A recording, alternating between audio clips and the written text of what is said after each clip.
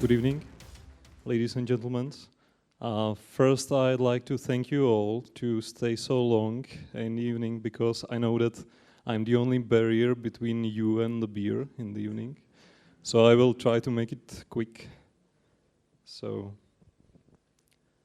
in this speech, I will try to summarize some of my experience, some of my thoughts or ideas how to combine what I call isometric gameplay in a fully 3D world. Isometric gameplay, I mean some, let's say, board game rules, which has been used widely in 90s in games.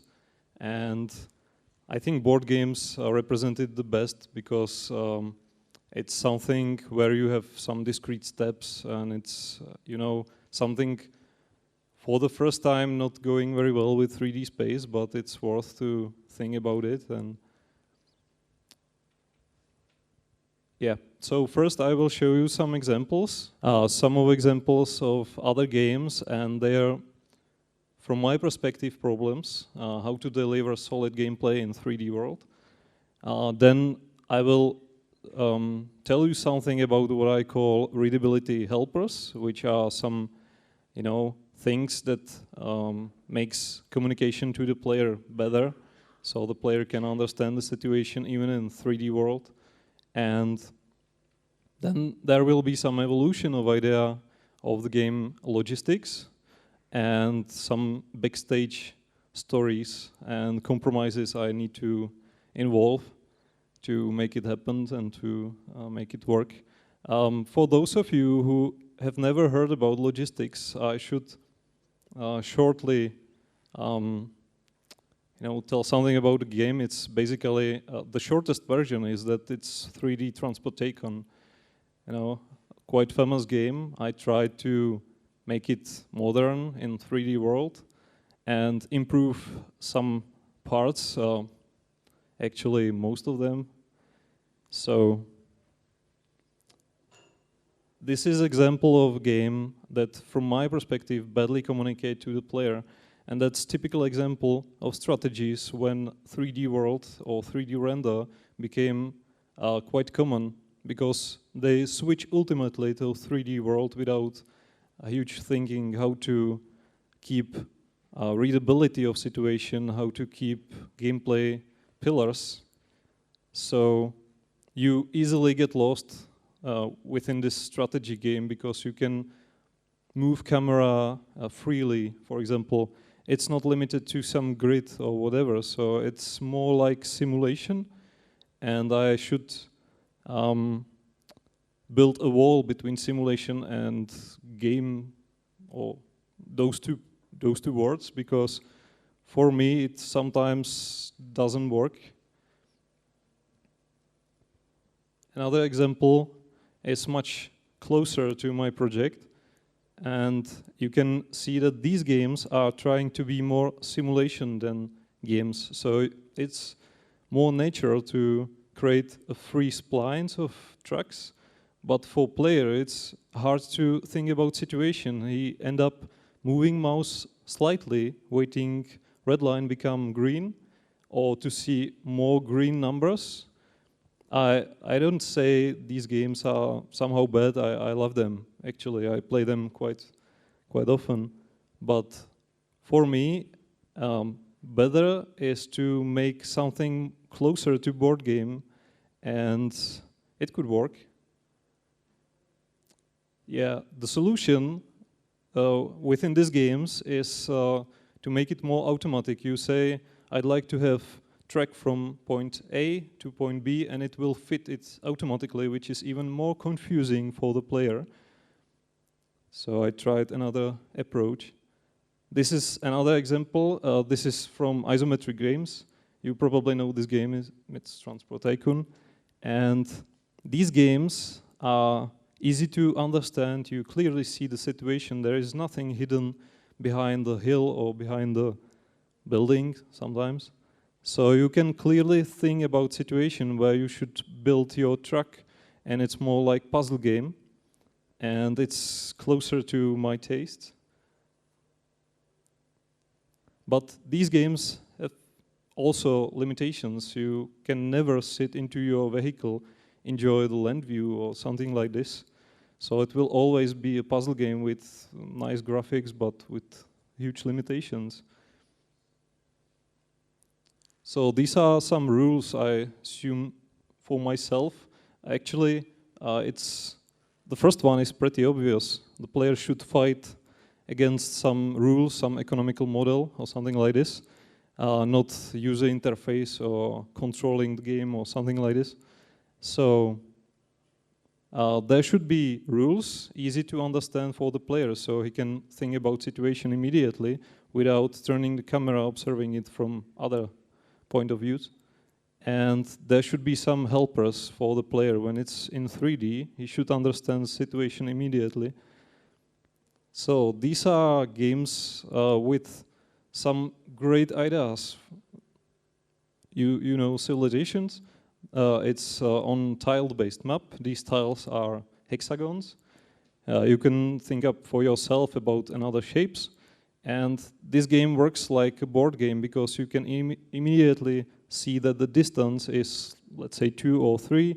They are small numbers. So you can easily find out the solution when you have a unit that is able to attack only 2 squares distant targets, for example.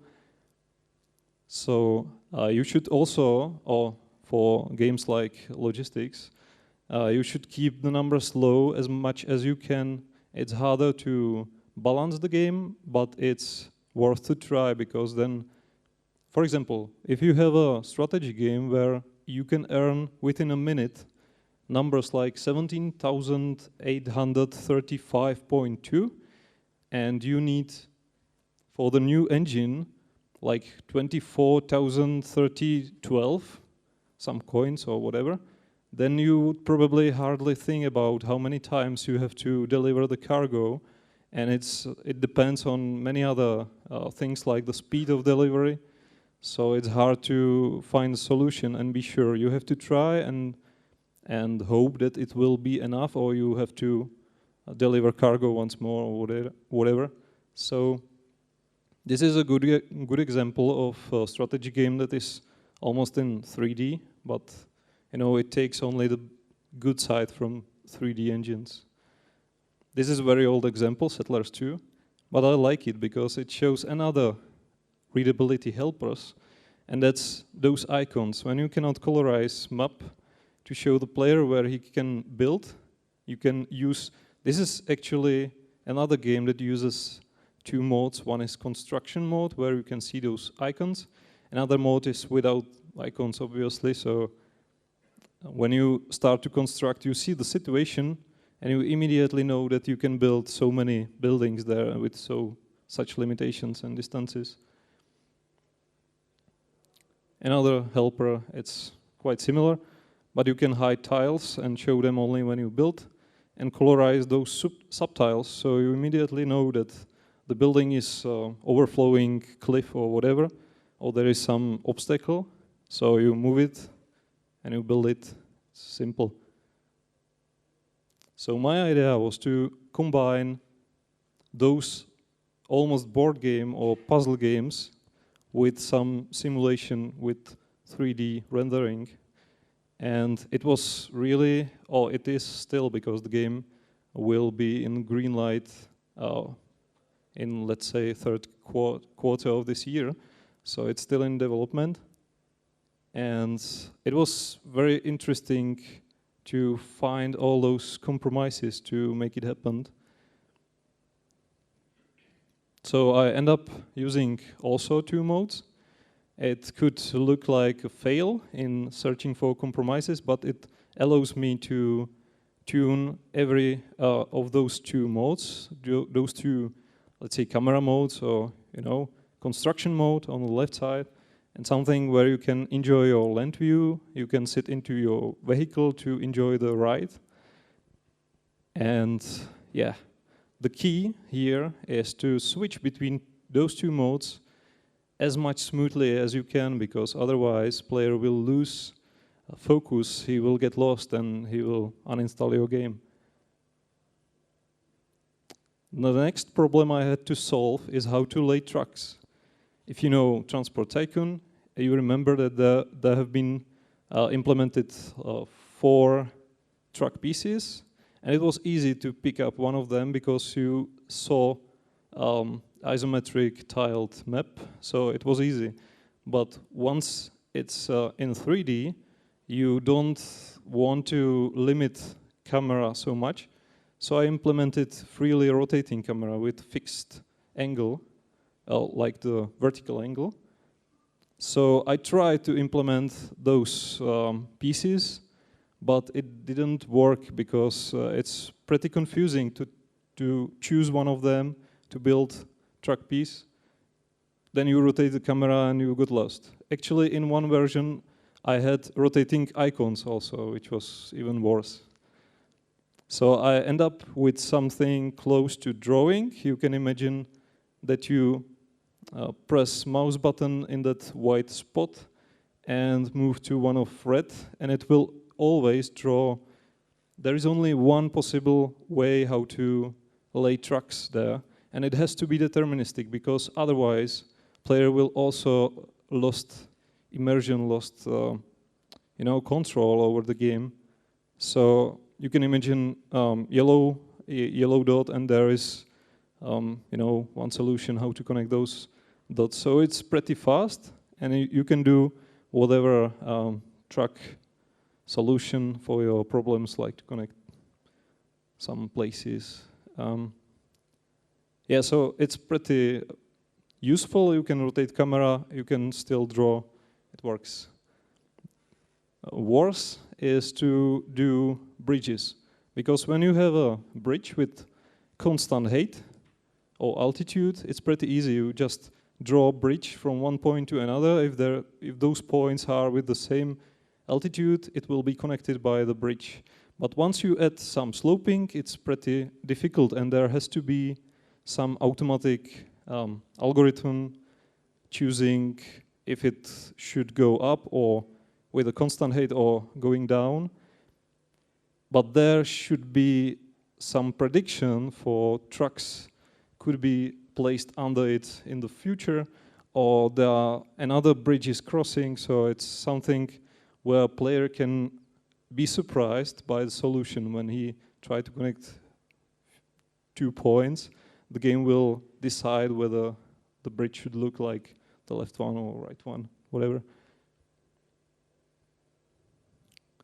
Another problem when you do this gameplay in a fully 3D world is that when you use height map and you don't limit it, you can easily create a huge occluders, and with fixed camera vertical angle, you can end up with situation where something cannot be reached at all, because if it's in a deep hole, you can never click on it because it will be always occluded. So you have to find solution for this. In a Transport Tycoon, there have been implemented only one slope angle, which has been chosen to never occlude anything. So it's pretty easy, but I don't want to end up with the same solution. I'd like to, enrich the experience. So then you have to implement something like automatic changing of that vertical angle based on what you're looking on, or to limit sloping to some reasonable value or whatever. The problem is quite interesting to solve, and I cannot say I solved it. Yeah, and the transition between modes, it's very important. It's actually the key in the experience. So when you switch from construction mode to smooth, basically the algorithm pick up the point which is in a lower center of the screen. It's probably what you are looking at, and also measure the distance. It's the dashed line. How huge is the area around this point, and it switched to perspective view. You can see that the point remained at the same place, screen size, and the area is with very similar size. So you have to move the camera much closer. That's on the picture up right. I can show you the first. The camera has been really far from the surface with a thin field of view. So it created almost isometric view, which is really easy to think about the situation. It's really readable. If you don't see those trees which are covering it, there will be some hiding tool, whatever. Yeah, so it's pretty smooth. I can show you in the video, which will be at the very end of this presentation. Also, when you have a sharp mode, you'd like to have also a sharp path on it, like a track or road. But then when you switch to smooth mode, you have to find out solution to hide all those edges. So there is smoothing done within the vertex shader. It's based on some vertex colors. It looks quite easy, but when you have a crossroad, there are like 4 exits from the tile, and those exits has to be at the same at one level. The exit.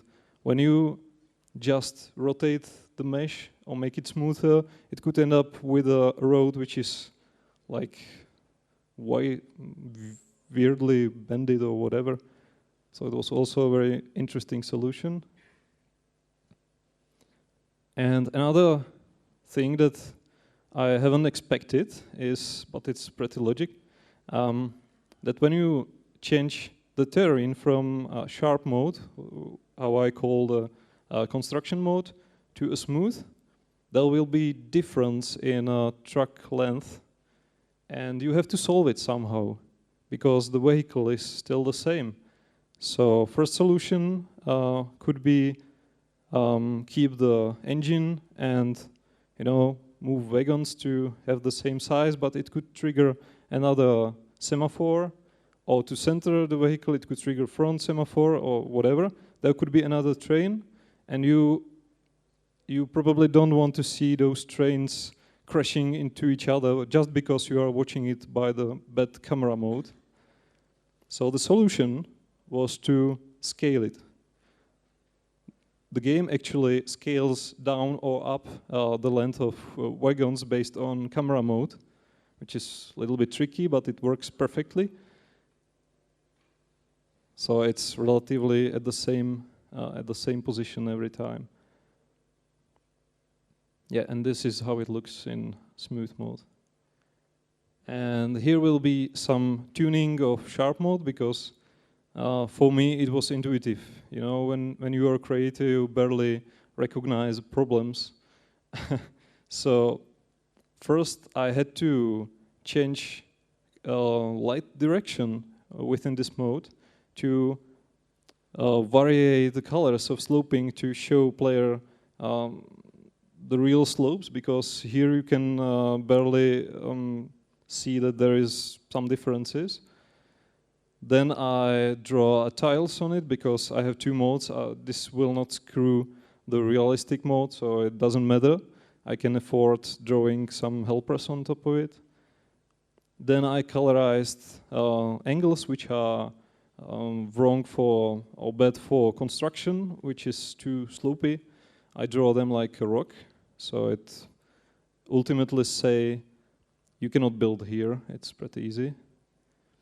But then I had to add some hedges, that's the word, some hedges where it's sloping to differentiate it from flatland, because when you have a long sloping area with just one flat tile, it will look like it's totally flat area with one slope tile.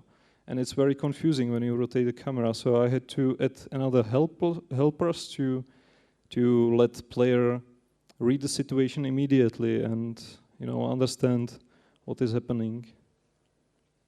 And then there is a post-process which draw edges. It also helps a lot, because when you have a tile, cut it to 2 triangles, it will draw the line, on a diagonal.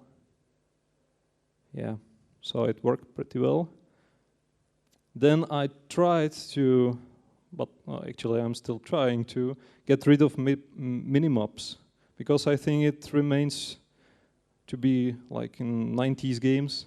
It's not modern. You should draw everything within the viewport to allow player understand situation without watching into another window and try to realize where he is, and if he click, then he can think again where he is to understand the situation. So all those games, this is actually a bad idea to use only those icons. You should also colorize the land, for example, like the different colors for different land, price, or whatever pollution, what your game needs. But I think it's also a vital idea to get rid of all those minimaps or helpers from old games, to try to go without it. Also, when you use for your 3D strategy a tile-based map, it has some advantages, especially for rendering, because you can easily separate objects to some grid. You can optimize them, you can instantiate them, because there have been many similarities. For the town, you can use like 10 different buildings just to colorize them differently. And actually it works, because for the player it's easier to see the similar models. He can immediately understand that it does nothing than to provide some people. When there is some industry within the town, it will be different roof on it, so he can immediately see that it does something on top of it, so he can click on it. And all those buildings with all those upgrades has the similar roofs to clearly say to the player that it's something connected, it should be together. Yeah, I will show you the trailer. Has been really fast.